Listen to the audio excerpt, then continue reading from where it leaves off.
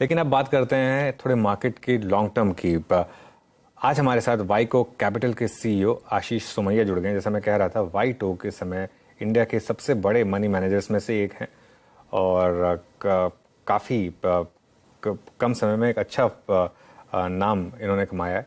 Ashish ji, good morning. शुक्रिया जुड़ने के लिए हमारे साथ। Thank you. एक अच्छा मोमेंटम मार्केट में इस समय, इंडियन मार्केट में ऑल टाइम हाई के काफी करीब, बैंक निफ्टी तो ऑल टाइम हाई लगा भी चुका है। मिड कैप मार्केट जहां पर काफी अंडर परफॉर्मेंस थी पिछले एक साल में, वहां पर पिछले एक महीने में शानदार कैचअप। इस समय मार्केट को लेकर आपका मूड किस तरीके से, क्या इन लेवल्स पर फ्रेश पैसा लगाएंगे? तो अनुज जी, एक्चुअली अगर आप देखें तो पिछले मुझे ऐसा लग रहा है कि पिछले 1.5 साल में हमने देखा है कि मार्केट में कोई एक तरीके से आप देखें तो डायरेक्शन नहीं था। काफी ऊंच नीच, काफी करेक्शन, और ज्यादातर ये सारे के सारे जो ऊंच नीच, हेडविंड्स, वॉलेटिलिटी जो भी हम बोलते हैं, ये बाहर के माहौल को लेकर के थे। आप इमर्जिंग मार्केट की सेलिंग को देख लीजिए, अमेरिका के इंटरेस्ट रेट्स को देख लीजिए, या वॉर, कमोडिटी प्राइसेस। तो देखने वाली बात यह है कि मार्केट फिर से न्यू हाइस की तरफ जा रहा है। But at the same time इस बार जब मार्केट न्यू हाइस की तरफ जा रहा है, तब काफी सारे मैक्रोज जो हैं वो पिछले साल की तरह इतने खराब नहीं लग रहे हैं। तो एक ये है कि हमारे फंडामेंटल्स को बहुत ज्यादा क्षति नहीं पहुंची है, फंडामेंटल्स अभी भी बरकरार है। और उस तरफ अगर आप देखें तो काफी सारी मैक्रो हेडविंड्स जो हैं वो रिसीड हो रही है या अपने आप को सुलझा रही है। तो संक्षिप्त में मैं ये कहूंगा कि यहाँ से भी अगर किसी का, मैं ज्यादा लॉन्ग टर्म नहीं, बट अगर 2 साल 3 साल का भी अगर किसी का पर्सपेक्टिव है और तो डेफिनेटली इस लेवल पे भी इन्वेस्टमेंट रेकमेंड कर सकते हैं। इनफैक्ट पिछले हफ्ते हम किसी एक बड़े जानकार से बात कर रहे थे, तो उन्होंने बोला जब आपके हाथ में पैसा हो तब एक अच्छा मौका होता है निवेश करने का। तो आशीष जी, अज्यूमिंग किसी के हाथ में एक अच्छा खासा बोनस लगा हो या फिर उनकी तनख्वाह बढ़ गई हो, ये बताइए इक्विटी में इस समय आप कितना पैसा पार्क करेंगे? और मैं इसीलिए सवाल पूछ रही हूँ क्योंकि पिछले महीने ही आपने एक multi asset allocation fund launch किया, जहां पर आप लोगों ने आइडेंटिफाई किया कि इस तरह के मार्केट में इक्विटी, डेट और कुछ सोने चांदी में भी पैसे लगाने के मौके दिख रहे हैं। लेकिन एसेट क्लास में सबसे ज्यादा निवेश क्या इक्विटी में ही लगाएंगे इन लेवल्स पर, या फिर जिस तरह से दरें हैं इस समय उसका फायदा पहले उठाया जाए? तो हर्षदा जी, एक्चुअली मार्केट में जब भी ब्याज दर का साइकिल चेंज होता है, जिसको हम इंटरेस्ट रेट साइकिल बोलते हैं, तो पिछले 1.5 साल से हम देख रहे थे कि इंडिया के कोविड, पोस्ट कोविड का अगर हम नॉर्मलाइजेशन की बात करें और साथ ही साथ हम लोग अमेरिका में महंगाई के दर और अमेरिका के इंटरेस्ट रेट्स की बात करें, तो इंडिया में कुल मिला के इंटरेस्ट रेट्स के ऊपर domestic reasons as well as America के और हमारे मैक्रो रीजंस की वजह से ब्याज दर बढ़ रहे थे।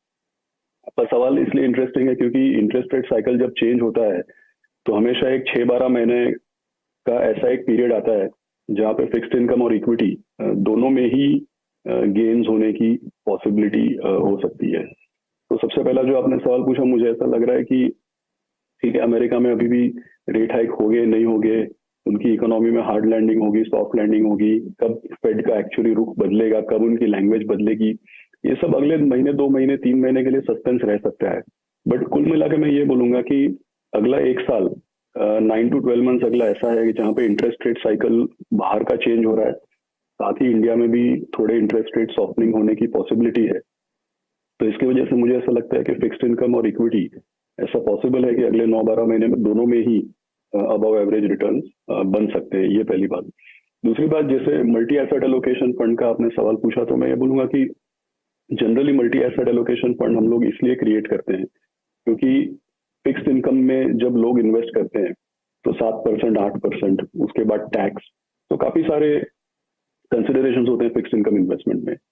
लेकिन मल्टीपल एसेट एलोकेशन फंड हम लोग जब क्रिएट करते हैं तो debt, equity, global equity, gold, ये सब एसेट क्लासेस का एक मिश्रण करते हैं केमिस्ट्री की तरह, इसके लिए कि वही ये सारे एसेट क्लासेस मिक्स करने से वॉलेटिलिटी को भी कंट्रोल किया जाए और साथ ही साथ इक्विटी लेवल का नहीं, बट कम से कम एक हाइब्रिड फंड का रिटर्न इसमें क्रिएट किया जा सके। तो ये multi asset allocation fund actually एक फिक्स्ड इनकम के लिए ऑल्टरनेटिव या फिक्स्ड इनकम के लिए रिप्लेसमेंट के तौर पे हमने क्रिएट किया।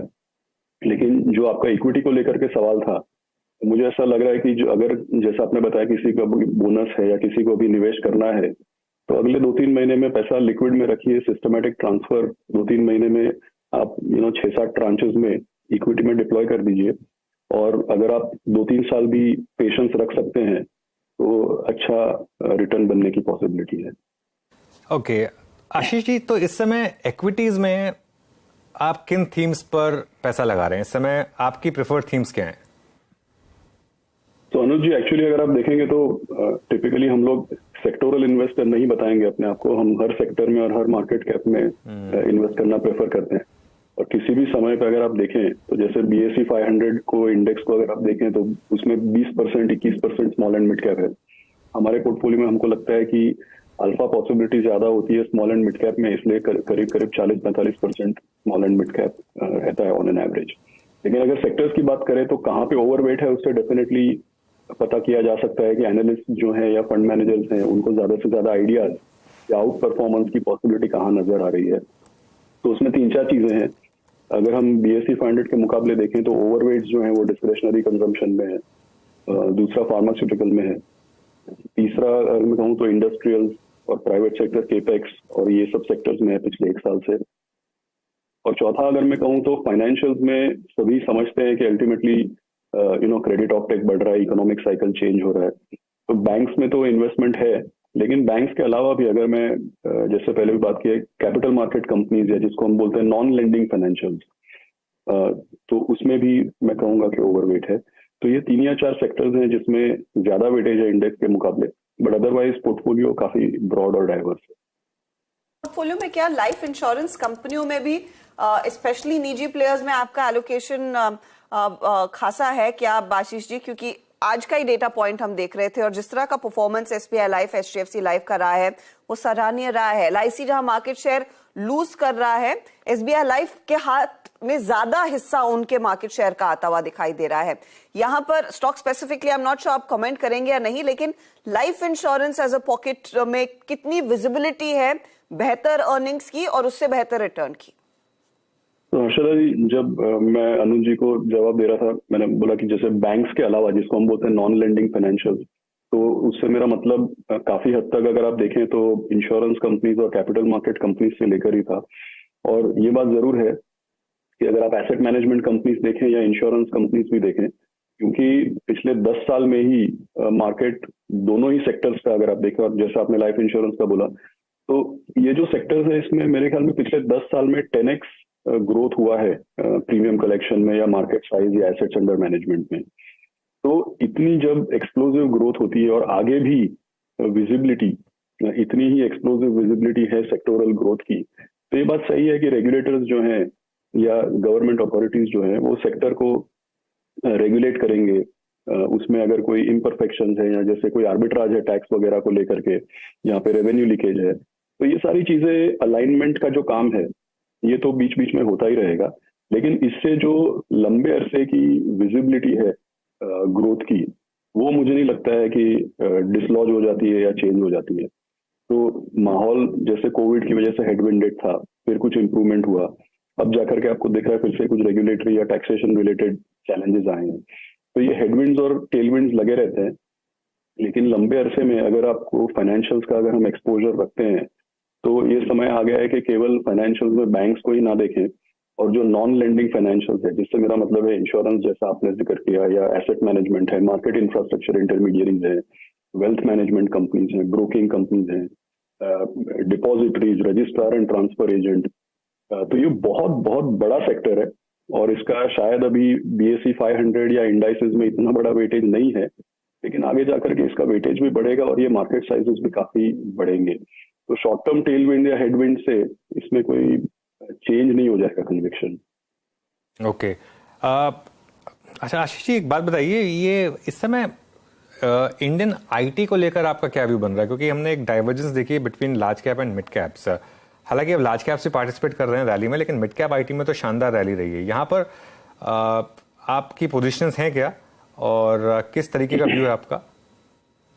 तो अनुज सर, एक्चुअली थोड़े समय पहले जैसे हमने बात की थी इसके ऊपर, हम लोगों ने इनफैक्ट जो भी हमारी टीम है, या अगर आप हमारे पोर्टफोलियोज देखते हैं म्यूचुअल फंड्स के या पोर्टफोलियो मैनेजमेंट के, तो आप पाएंगे कि कंसिस्टेंटली IT इक्वल वेट या स्लाइटली ओवरवेट रहा है। और अगर आप इंडेक्स के मुकाबले देखें, BSE 500 के मुकाबले देखें, तो आपको मिलेगा कि जैसे इंडेक्स में ज्यादा चर्चा बड़ी कंपनीज की होती है, लेकिन हमारा ज्यादा एक्सपोजर मिड कैप कंपनीज में रहा है। और जनवरी फरवरी में हमारी टीम ने थोड़ा बहुत एक्सपोजर बढ़ाया भी। तो मिड कैप आईटी को लेकर के, क्योंकि स्टॉक स्पेसिफिक हर कंपनी का अपना अलग बिजनेस है, अलग अलग सेगमेंट्स में है, और इसमें अगर आप इनकी कमेंट्री सुने, एक्चुअल रिपोर्टेड परफॉर्मेंस भी देखें, तो इतनी भारी कोई क्षति नहीं पहुंची है। ऑफ कोर्स लार्ज कंपनीज ने अपने रेवेन्यू प्रोजेक्शंस में या हेडलाइन ग्रोथ में थोड़ा कॉशन दिखाया है, वो सही बात है, लेकिन मिड कैप कंपनीज का ज्यादा सस्टेनेबल रहा है परफॉर्मेंस।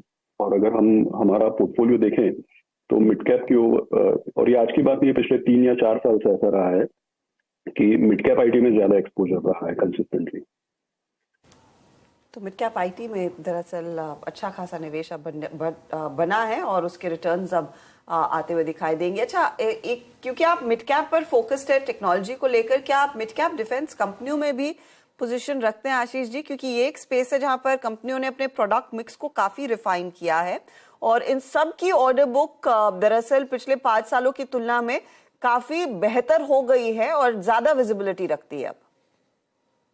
जी, ये जैसा मैंने एक ब्रॉड तरीके से बताया इंडस्ट्रियल और केपेक्स रिलेटेड, बट डेफिनेटली इसके अंदर एक सब सेक्टर रहेगा डिफेंस का। और पिछले 1 साल में इसमें एक्सपोजर हमारा रहा भी है और काफी नई कंपनियां भी इसमें लिस्ट हुई है। उसमें भी सिलेक्टिवली हमारी टीम ने न केवल आईपीओ में या पोस्ट आईपीओ कंसिस्टेंटली पार्टिसिपेट किया भी है, और इससे पिछले 1 साल में हमारे निवेशकों को रिवॉर्ड भी मिला है। अगर आप देखें 2022 का शुरुआती जो समय था, उसमें एक भारी सेक्टर रोटेशन हुई कमोडिटीज और पब्लिक सेक्टर एंटरप्राइजेस को लेकर के। तो पहले 6 महीनों में, क्योंकि high governance, small and mid cap, bottom up stock picking, ये सब चीजों पर ध्यान था, तो 2022 के पहले 4-5 महीनों में काफी हेडविंडेड एनवायरनमेंट रहा और इंडेक्स के मुकाबले थोड़ा अंडर परफॉर्मेंस भी हुआ। लेकिन उसके बाद अगर आप पिछला 1 साल देखें, मई 22 से लेकर के मई 23 तक अगर आप देखें, तो इंडस्ट्रियल्स का एक बड़ा योगदान रहा है, और इसमें जैसे डिफेंस सेक्टर की कंपनीज भी हैं, इनका काफी एक बड़ा योगदान रहा है हमारे परफॉर्मेंस में अल्फा लाने के। ओके, ये टू व्हीलर स्पेस में बहुत बड़ी रैली, यहाँ पर क्या स्टॉक्स में अब थोड़ा एक, जैसे टीवीएस मोटर जैसे स्टॉक्स हैं आशीष जी, क्या एक मिनी बबल लग रहा है या फिर मार्केट कुछ प्राइसिंग करने की कोशिश कर रहा है जो शायद इस समय हम नहीं देख पा रहे होता, क्योंकि जिस तरीके की रैली हुई है इन स्टॉक्स में बहुत ही स्टनिंग। तो अनुज सर, डेफिनेटली मुझे ऐसा लग रहा है कि ये थोड़ा मैं टेक्निकल की तरफ नहीं जा रहा हूं मैं, लेकिन मुझे ऐसा लगता है कि अगर आप 2022 का, जैसे पिछले सवाल में भी मैं बता रहा था, 2022 के पहले 6-7 महीनों में एक भारी सेक्टर रोटेशन हुआ मार्केट में।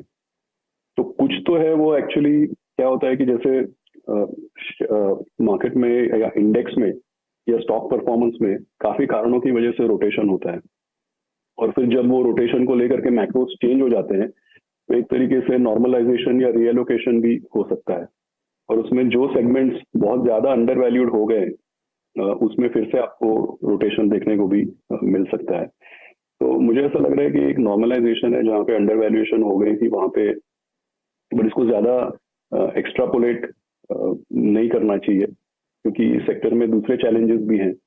जैसे अगर आप 4 व्हीलर्स देखें या इवन 2 व्हीलर्स आप देखें, तो पहले के विनर्स कौन थे, आगे विनर्स कौन रहेंगे, इसमें हर 6-12 महीने में एक्सपेक्टेशंस भी चेंज हो रहे हैं। तो कॉशन रखना चाहिए, ऐसा मेरा मानना है। एक और क्षेत्र जिस पर मैं आपकी राय लेना चाहूंगी वो है रियल एस्टेट कंपनियां। कंसिडरिंग आप पहले ऑफ कोर्स ब्याज दरों की साइकिल की बात कर रहे थे, अब एक चीज हमने देखी, बढ़ती ब्याज दरों के बावजूद रियल्टी कंपनियों में ऑल टाइम हाईस पर ट्रेड बनता दिखाई दिया। अब दरों में एक पॉज आया है, यानी कि इन लेवल्स पर कुछ समय के लिए टिकी रहेंगी। क्या अब मौका है इन स्टॉक्स में और तेजी आने का, या फिर वैल्यूएशंस महंगे लगे? अच्छा जी, मुझे ऐसा लग रहा है कि रियल एस्टेट जो है 2010 से लेकर के 2021 तक ये एक हेटेड सेक्टर हो गया, और पिछले साल जैसे हम बोलते थे डिजिटल कंपनीज के बारे में मीम्स बनने लगे, या डिजिटल कंपनीज जो एक हेटेड सेक्टर था, मेरे ख्याल में वो सबसे ज्यादा रियल एस्टेट उस तरीके का एक हेटेड सेक्टर रहा पिछले 10-12 सालों तक।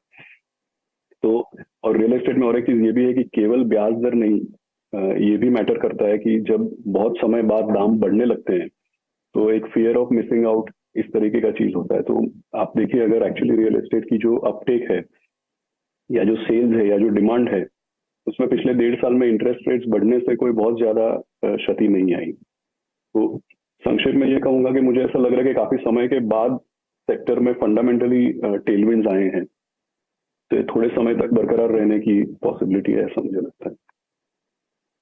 ओके, चलिए, तो ये इस समय बात होगी मार्केट की।